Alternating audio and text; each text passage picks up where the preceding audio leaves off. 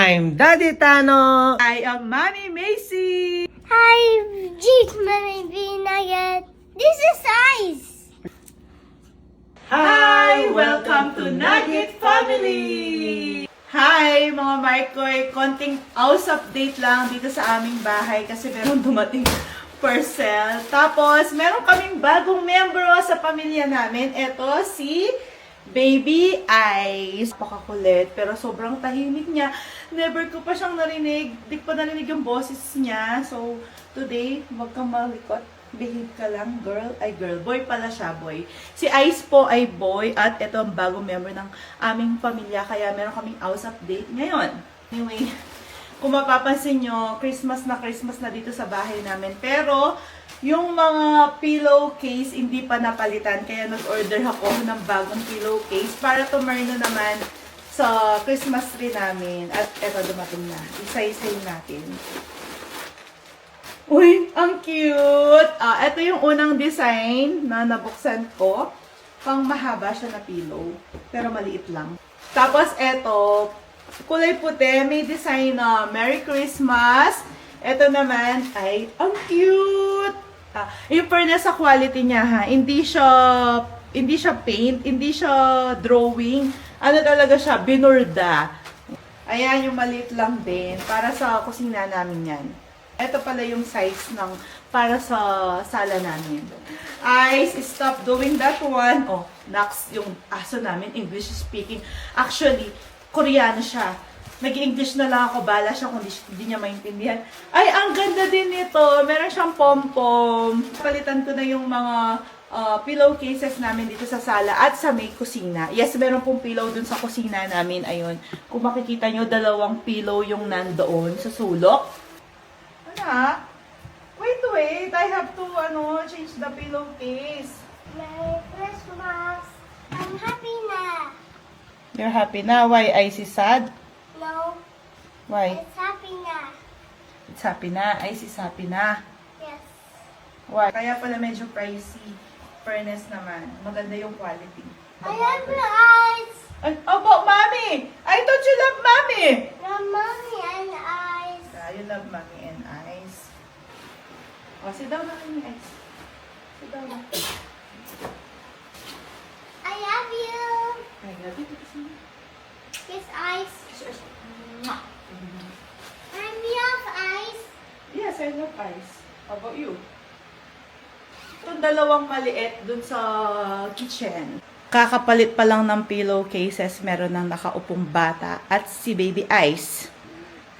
You love Baby Ice? Yes. Are you sure? Yes. Can you brush your hair? Eyes.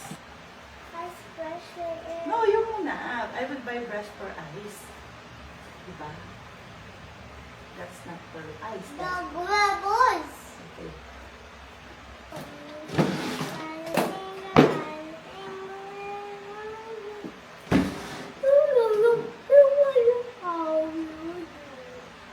Next naman, dito sa may dining area namin, merong 2 pillow dito. So, papalitan ko lang ng pillowcases.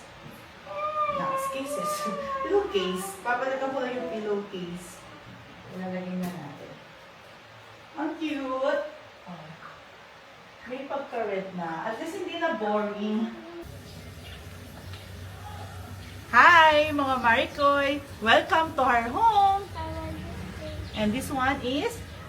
Eyes. And this one is? Mommy. I love you! Bago makapasok, kailangan yung fingerprint. At pagpasok niya sa loob ng bahay namin, ayan, sala na kagad. Nakikita niyo si Jace, kasama niya si Ice. Ayan yung sala namin, maliit lang siya.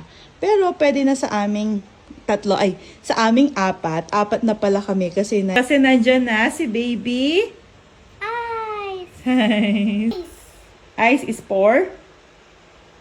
Boy. Ang cute nilang tignan. Para talaga kaming merong bagong baby. Is a boy. She has a He. As in he. Boy. fish. Anyway, buong sala na namin yan. Tapos, dito sa side, ito yung pinaka-favorite ko kasi nandyan yung mga pang Christmas decor na kinokolect ko. Every year, mga Maricoy, tinatry ko talaga na dagdagan tong mga to. Tapos, this year nga, ang dami kong nabili. Kasama na to sa may SNR. Meron siyang cookies sa loob, hindi pa namin nabuksan. Last year naman sa SNR din to. Then, the rest, yung iba dyan, sa dapitan ko nabili. Jace, kawawa eyes. Put down eyes. Talaga. There's a food. Be careful, okay? Katapos naman sa sala, mga Maricoy, dire-diretso lang. At nandito na tayo sa may stairs. Itong stairs na to ay paakyat sa taas. Sa taas, meron siyang tatlong Shh! Don't be noisy! Sa taas, meron siyang tatlong kwarto dati. Ngayon, dalawa na lang. Kasi yung dalawang kwarto, pinagsama namin. Tapos, naging kwarto ni Jace. And then, yung master's bedroom. Then, meron dalawang CR sa taas. Yung CR namin at CR ni Jace. Meron ding mga mirror dito. Masira nga to. Hindi ko alam anong nangyari. Tapos, ayan yung stairs paakyat. Nandyan yung mga shoes ni Jace. Shoes namin na lagi naming nasusuot. And then, may CR dito para sa mga bisita. Syempre, dito sa baba.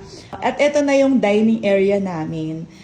Tapos, dito sa dining area namin, nandito yung rep na malaki. Wala na kaming ibang mapaglagyan, kaya dyan na namin siya nilagay na okay lang naman sa amin. Actually, ito yung naging extension nung pinarenovate namin yung bahay.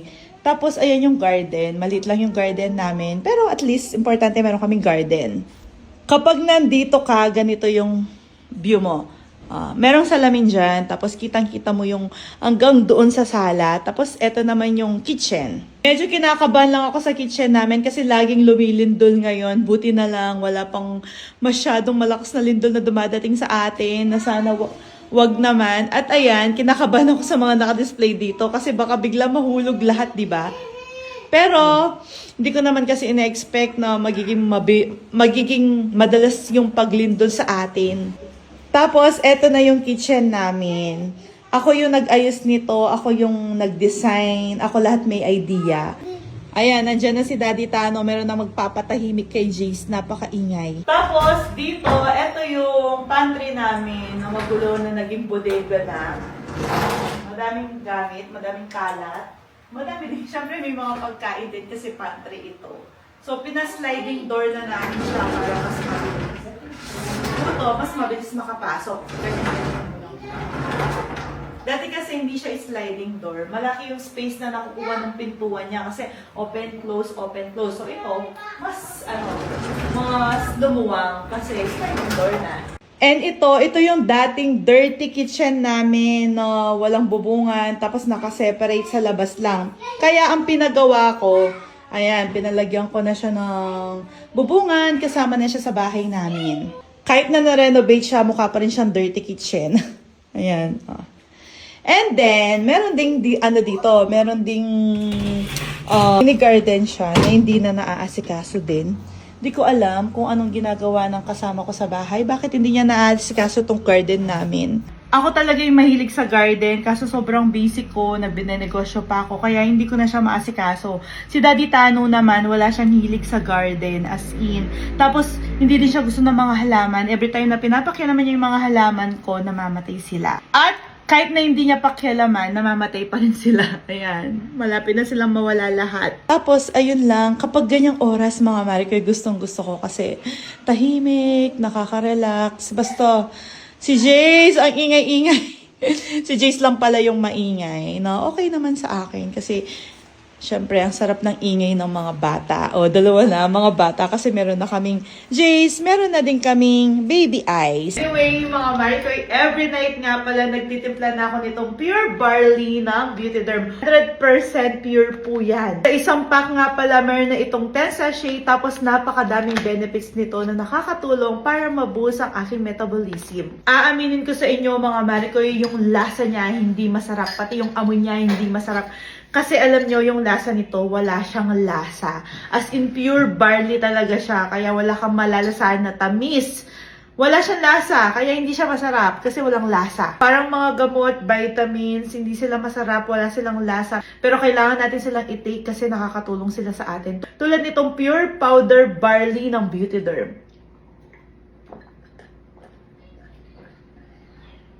Wala talaga siyang lasa. Parang tubig lang na nilagyan ng kulay green. Who do you love? Ice or mommy? Ice. Talaga. Hi! Welcome to Nugget Family! I love you. I love you too. Ice. Tok, tok, tok, tok, tok, tok, tok, tok.